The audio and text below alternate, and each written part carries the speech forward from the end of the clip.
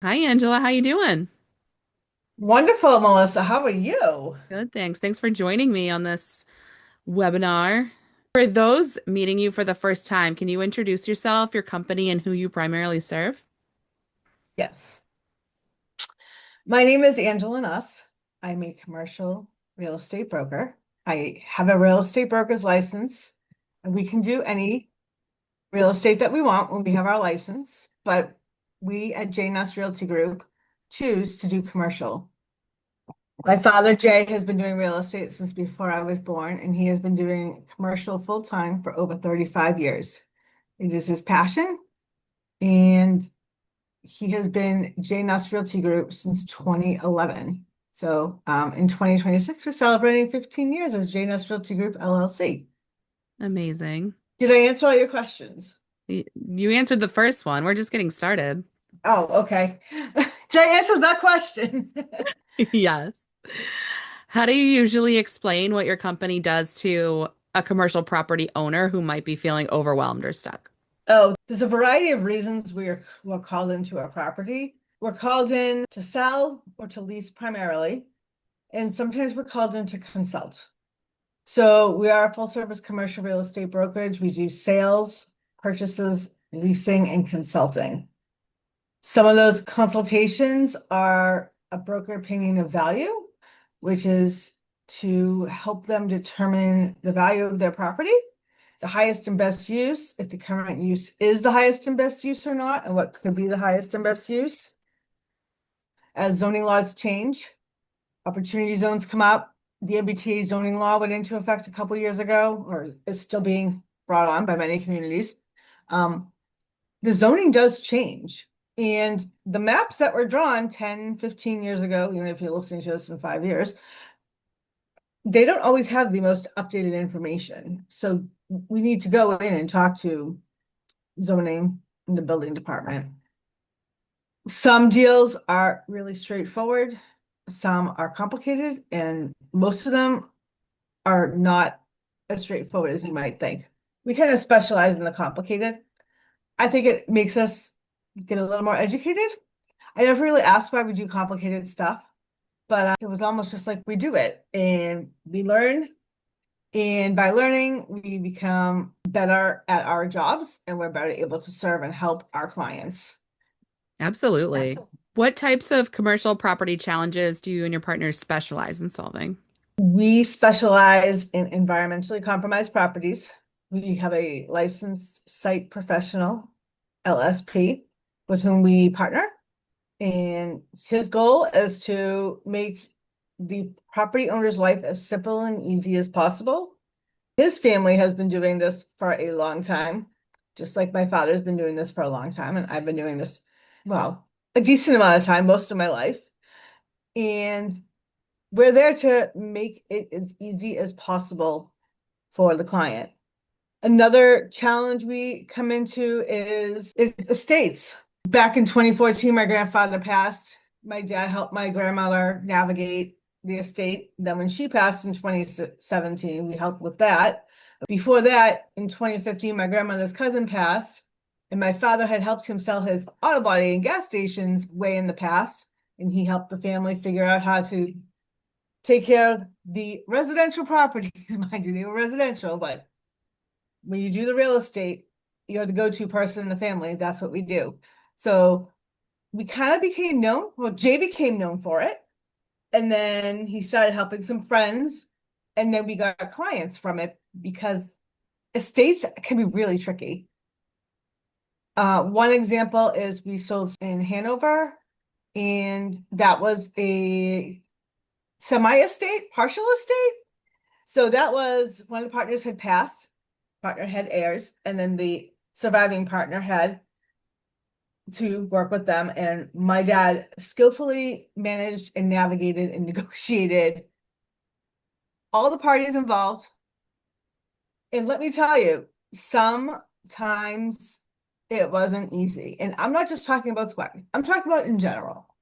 It's not always easy. And we are the people who kind of make it a little bit easier. So that is an area that we specialize in. Something else we specialize in is nonprofits. Jay's been doing nonprofits for as long as I can. He helped them sell the property in North Quincy, which now has a hotel and an apartments on it, I believe. It went out to bid. He got like 75 bids on that, and the property sold for more than double what they were originally going to sell it for. Wow. The other one is holistic practitioners.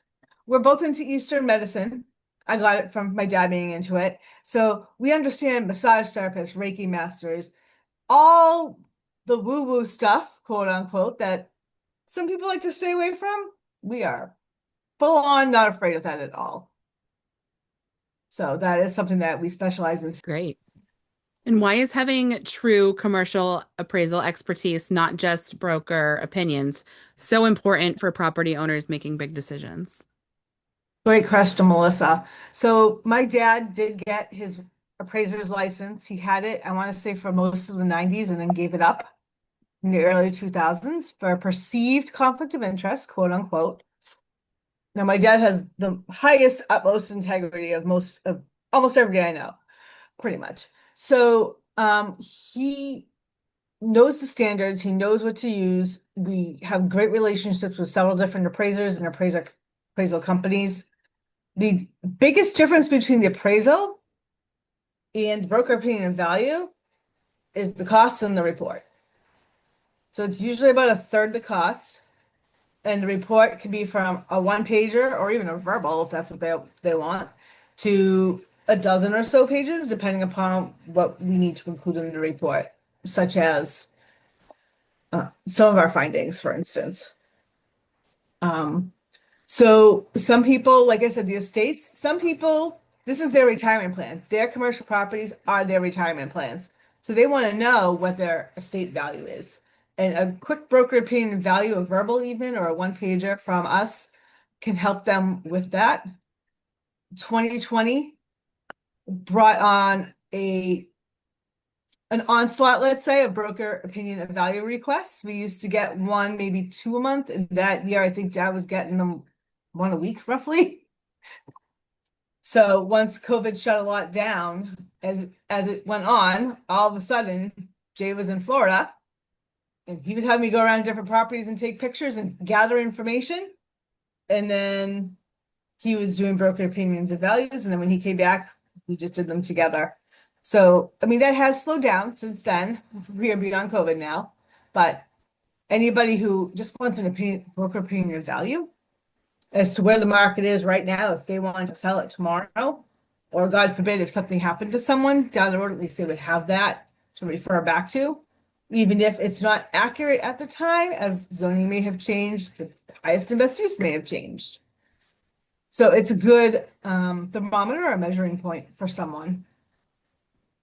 Awesome. Who's your ideal client? You mentioned lots of different types of services and situations you get involved in. Who do you really enjoy working with? Who's your ideal client? Few different ideal clients. Property owners is a very broad category. Property owners who are looking to sell, who are looking to lease, who are looking to buy even. So those are investors. Then we have people who are looking to lease property, who are business owners for the most part. And then we have buyers as well, who are looking to buy property. And again, some of those owners could be buyers. That's great. You also work with estate related properties, which you mentioned. What makes those situations especially sensitive, and how do you support people through them? That is a great question. The way we work, Melissa, is we treat the property as if it's our own, and we take good care of our properties and our clients. For my father and our team, it's all about the client. Relationships first, and the client comes first. Our job and our role is multifaceted, and what we do is alleviate pain points. We take care of it all, and they can sit back and relax, quote unquote. Now, in an estate, it's not so easy to sit back and relax if you're like, oh, I thought the property would bring in 3 million, and it's only worth 2.5, and we're gonna hold out for the 3, and it may never come to fruition. So there's many different aspects of it, and then many different personalities, the more people that are involved, and many schools of thoughts, the more people involved. It's not always straightforward. For instance, my brother and I are opposites. I don't know what we're going to agree on and not agree on when the time comes. However, I mean, that's just two of us. Imagine if there were five or six people involved, or in some situations, even more. So we try to alleviate all those headaches and pain points. What I like to tell people, especially if they're a business owner, and several of our property owners are business owners, you take our business as your real estate. Your business is take care of your business, and we'll take care of the real estate. Obviously, we do have to work with them to negotiate leases and whatnot for prospective tenants or whatnot. And we do our best to do most of that for them. A lot of landlords protect their tenants, so they don't want competition in the building, which is wonderful because there's more collaboration that way. So there's all sorts of different personalities and roles at play. For instance, one person could be the point person, but then they have to report back to everybody else behind the scenes, which could be one person or eight people for all we know. Sometimes we usually do know, but sometimes it does take a minute for them to get all the answers and hear back from people. And we work with all types of situations. Awesome. Can you share a quick example of a nightmare property situation you helped resolve and what that outcome meant for the owner or family? Every property is a little bit different. Every nightmare is a little bit different, but I have been working to make them a learning experience. There is one that it just didn't work out in the end. We were brought in by a referral partner, totally legit. They didn't know that there was going to be an issue down the road. They were pretty new to that property owner. And the property owner contradicted herself, contradicted us. The tenant we put in there eventually had to move out because of how bad the property owner was and how they weren't working with us at all. So the lessons I learned from that is anything we agree to verbally must be emailed, because that would have put the kibosh on all of it. It would have been like, hey, we sent you this email on this date stating this particular fact, and this one already had everything in writing for the rent reduction that was requested as a result of the tenant having to take care of some of the stuff that the landlord was supposed to take care of.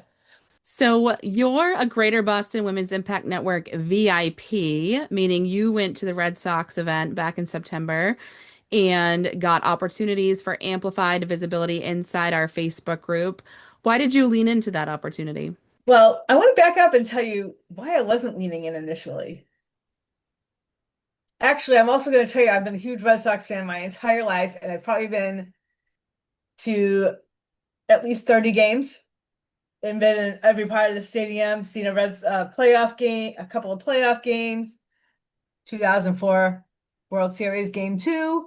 Um, so I actually didn't believe I was VIP worthy. Oh, Believe it or not. I was like, oh, that's not me. So it took a little while. I think I talked to you like five times before I finally went to dad and said, what do you think? And I explained it to him and showed him everything you gave me. And he was like, I think it's a great opportunity. And I'm like, oh, okay. I was like, great. Like I don't know. I picked up a book back in 2025. I forget what it was called, but it was something about like becoming greater or whatnot. And I didn't realize that it was about imposter syndrome. And I was like, well, I guess I do have imposter syndrome. So I think I still had a little bit of that, because I sometimes feel like I'm in the shadow a little bit. You know, I'm Jay's daughter, and so part of this was handed to me on a silver platter, but I've been around it my whole life. So why did I lean into it?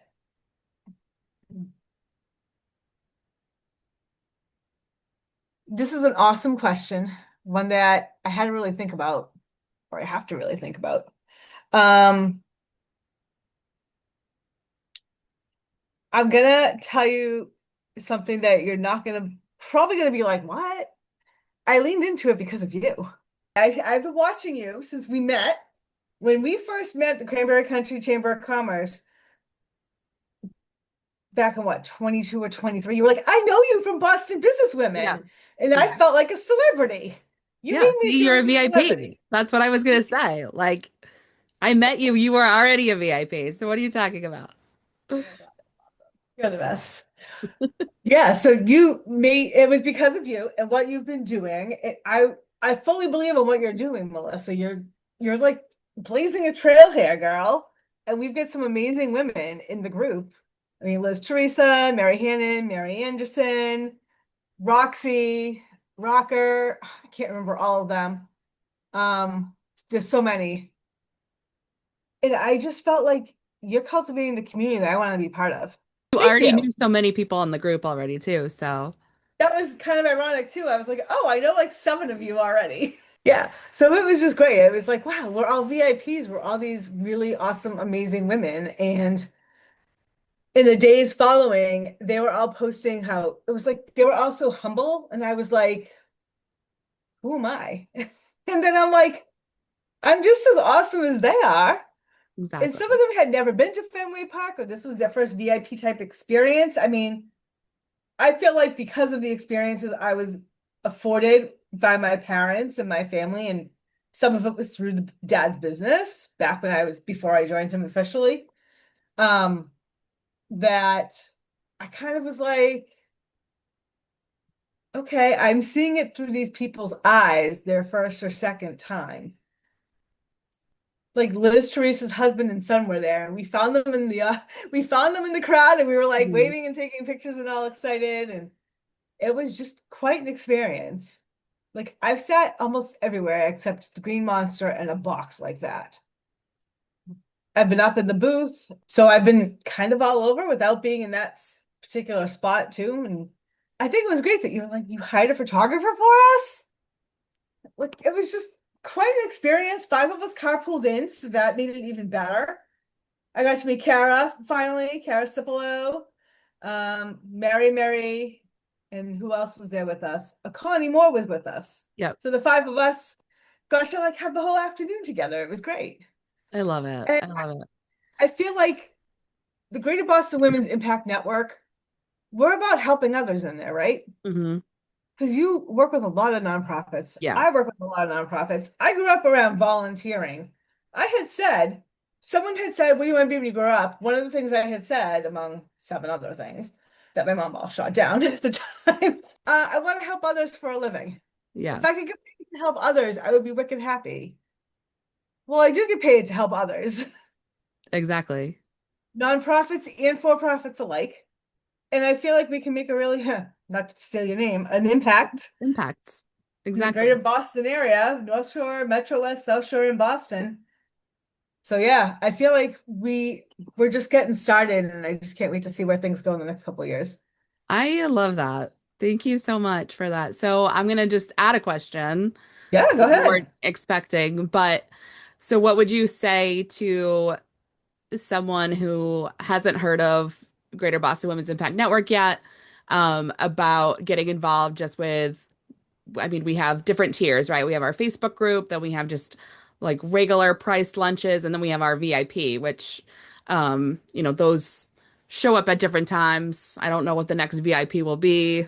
It's all about opportunities, right? I bought that at a gala, kind of surprised myself by buying it at a gala. So, Yes. um, we never know what the next VIP will be. But what do you say to people who um, don't even know what it is yet and just Hmm. about getting involved, even with just our Facebook group, because our Facebook group is free. That's a great question. And I'm celebrating 10 years as a Toastmaster. So I'm used to off the cuff questions and unprepared because that's what Table Topics is all about in Toastmasters, giving a little plug there. You don't know what opportunities are going to be presented to you. Like you were not expecting to do this. And No, when you posted that you bought this and whatnot, I was so excited for you. I didn't even have a clue that I was going to be invited or whatnot. I was just so excited for you. I feel like there's an energy there. And you really are all about curating a community for women, helping and supporting women, and making an impact in our lives and in those around us. And I would like to add one of the cool things is that it's a cultivated experience, a curated experience. That's the phrase I'm yeah, looking for. You make it a curated experience. And it is. It's like I can just walk in. I don't have to put anything together. I'm so used to the one being the one organizing for my friends and for other people, and it's all about connecting and helping each other. So what is some of the greatest things? Well, the Facebook group is free. Go in, enjoy yourself, take a peek around, see who you might meet. Go to one of the luncheons or the dinners, whatever you curate. They're worth it. You never know whom you're going to meet, what's going to come of it. I didn't know that meeting you at that chamber event and being active in BBW for a couple years before, a year or two before we met, was going to lead to where we are today in 2026. And I think Hmm. I joined BBW online like in 2019 or 2020 and became an inner circle member in September 21. So clearly what I did worked.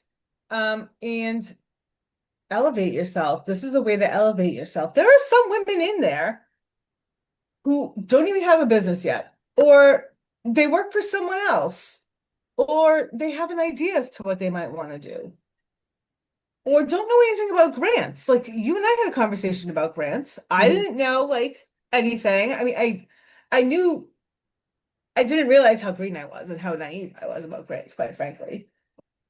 And then you've pivoted and you've created this, curated this magical experience for Oh, yourself.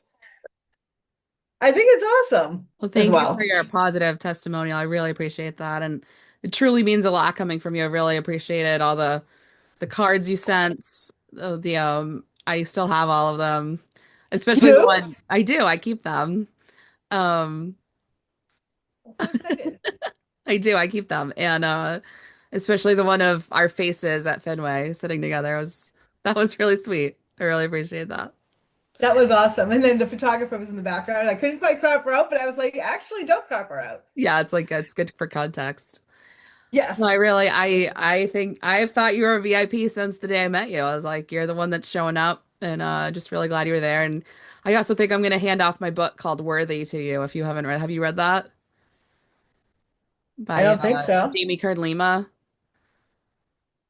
I don't think so. Next time I see Oh, you, I'm gonna try to remember to pass that off to you. It's all I'd love yours. to read it. Really? Thank you. Yeah. So it's all about the reason I brought that up. It's all about relationships. Relationships and trust are so critical in the type of work you do Mhm. with property owners and municipalities. Why is that? Why is it so important? Well, we get results through relationships and resources. And I don't know how I got into networking exactly. This is something I'm trying to rack my brain around. But it's all about who you know, believe it or not. It's so cliche. It's true, guys. So true. Guys and gals. So true. It's all about who you know. And as my dad loves to say, timing. You just never know. You asked, why are relationships and trust so critical in the type of work I do with property owners and municipalities? You know, there's laws, there's rules, and then there's towns that work with you and there's towns that don't work with you. We can pretty much tell a property owner your planning department's friendly. Let's go talk to them. We do a lot of what if scenarios, hypotheticals. Hmm. We do it for other towns too, so they don't realize it's in their town or not in their town. Example, we might ask someone in Norwell about something in Norwood or vice versa. They Yeah. wouldn't know it was a different town. I'm just using those two towns because they're nowhere near each other, but they Hmm. are on the South Shore, which is my cup of tea. Um, so yeah, it is helpful because if we're not sure of the use, like if someone comes up with the use for the property, oh, I'm interested in leasing this property, just did it today.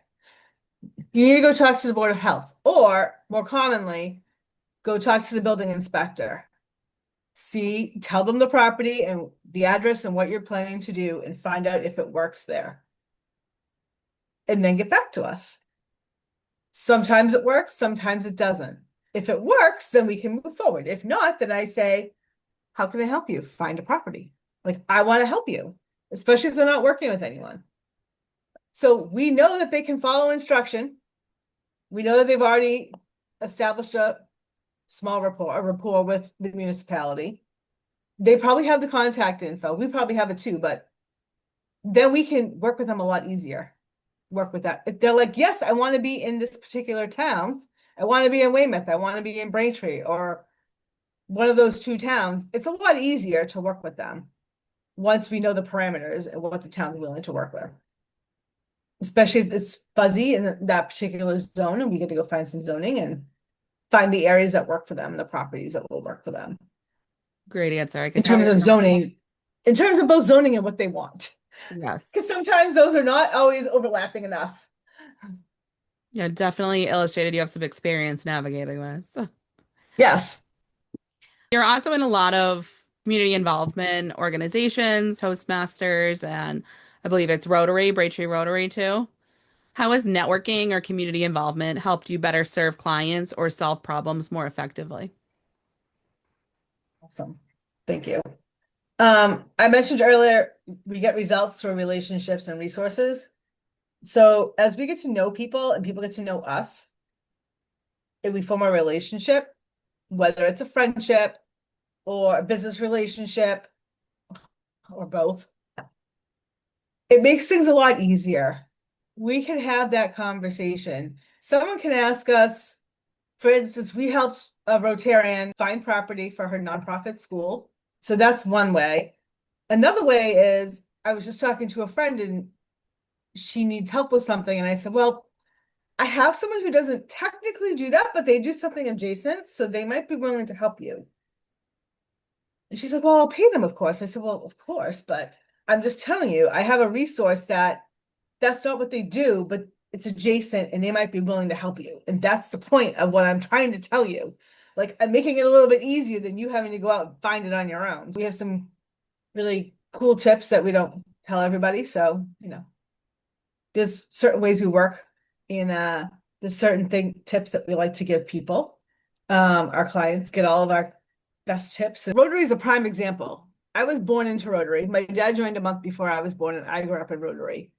Then there's Toastmasters. I've been in Toastmasters. I was in it for 5 months in 2011, left, rejoined in February of 2016. I have met hundreds of people from all over the world, especially in Massachusetts, Rhode Island, and Southern New Hampshire. Okay, someone in Toastmasters asked me today, I'm trying to contact one of these two banks. And I said, well, I don't have a great relationship with bank one that you mentioned. I left them and that happens. But bank two, it wasn't really a bank. I said, oh, well, my cousin works there. I could maybe ask my cousin. And then she followed up with another email. I said, oh, and I said, why don't you check my LinkedIn? See who's in my first degree, who I know at those places, and I'll see if I can do something for you. I don't want to just go straight to my cousin if I don't have to. So she wrote back and said, thank you, I appreciate that. And then a name popped in my head. I said, this Toastmaster actually works there, I believe, unless she changed jobs and I don't know. I said, why don't you reach out to her? I was like, let's use our Toastmasters network. Yeah. So just in that one instance, I wasn't thinking of the Toastmaster friend at first, but then because of the conversation, I said, oh, check LinkedIn. She responded. It just came up. Hmm. Plus her card was on my desk that was returned to me since I plugged in the wrong address. So that could have been like, oh, my brain brought it to the surface. I don't know. I don't know. But yeah, you just never know. Like sometimes making the connection just takes a minute. Absolutely. Or my case, days. So yeah, That's great. So, what is your company most focused on over the next 3 to 6 months? our focus doesn't really change. It's taking care of the clients. It really is. I mean, if I were the 30,000 foot overview is always taking care of the clients. And then helping our referral partners, our clients and our customers. Clients have signed, we're loyal to them, they're loyal to us, they've signed with us. Customers are not signed. And as Dad likes to say, there is no loyalty. If they're a customer, there's loyalty to no one. No one is loyal to each other. I'm all about loyalty, so I'd rather sign someone, or if they really don't want to sign, they really don't want to sign. It's something I have to think about. Depends on who it is, what the leadership team decides. Um, because we can't be helping the same people looking for the same thing. Yeah. So if we have a client looking for 4 to 6,000 square foot, this is a broad term, 4 to 8,000 square foot office building in the Braintree area, I can't sign on another client looking for 4 to 8, like 3 to 5,000 square feet like in Weymouth, because that overlaps with the 4 to 8,000 for the other client, Hmm. that type of thing. So, and then referral partners. Oh, we get a lot of business from referral partners. We meet our referral partners through networking for the most part Hmm. and introductions. And as a 10-year Toastmaster, who's a distinguished Toastmaster, who has been spent the last 2 years, 2.5 years, really focusing on improving her communications, I feel like that's probably a really good area for me to improve upon for both, for all sorts of people in my network, in our business. Because there's a lot of people we meet, a lot of clients. We place a lot of tenants for property owners. We come across a lot of people, helping them in different and various ways. And staying in touch and communicating is an important way to do that. So I've been working on upping my game and putting an action plan together and then implementing it. And I started implementing it on December 31st, 2025. So I started a day early. So That's we'll see how great. I do. Looking forward to following along with you. If someone listening knows a commercial property owner who's stuck or overwhelmed, or they're one themselves, what's the best next step for them to take to work with you and your company? Excellent question. Reach out, call or email. Our office number is 781-848-9400. That is not a cell phone. Do not text. Don't text that number. No one will get back to you because it's not a textable number. Or you can email us. I am Angela at Nuss Realty Group, Angela, Angel with an A, at Nuss, Jay, N as in Nancy, U as in Uncle, S as in Sam, S as in Sam, Realty, Realty, group.com. And we will schedule a 30-minute free virtual consult for you. We learn about what you're looking for, what your challenges are. We let you know how we work and how we can help you, and then decide on the next steps together. Fantastic. And I highly recommend working with Angela and the JNS Realty Group.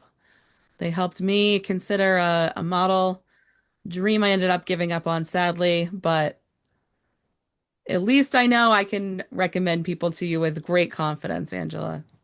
Thank you, Melissa. Not everything works out like you discovered.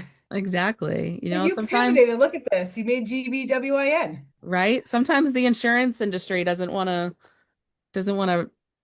insure things we need. Thank you so much, Angela, for your time. This was such a great conversation. Thank you. I Thank love you for making me feel like a rock star and VIP you from are the a day rock we met. star. Really grateful to know you, Angela, and thank you for being here.